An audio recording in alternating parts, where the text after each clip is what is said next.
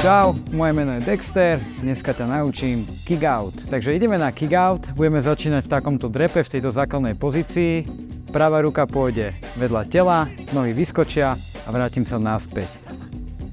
Vyskočíme a naspäť. Vymeníme ruku, to isté. Vyskočím a naspäť. Skúsime trošku zrýchliť.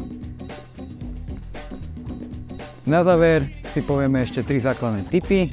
Prvý, opornú ruku si dávaj vždy pod telo, nedávaj ju ďaleko.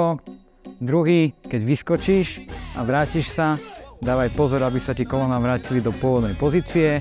A posledný tip, vždy máš jednu ruku voľnú, tak si ju uprav, aby ti nelietala hoci kde. Napríklad do boku, alebo sem.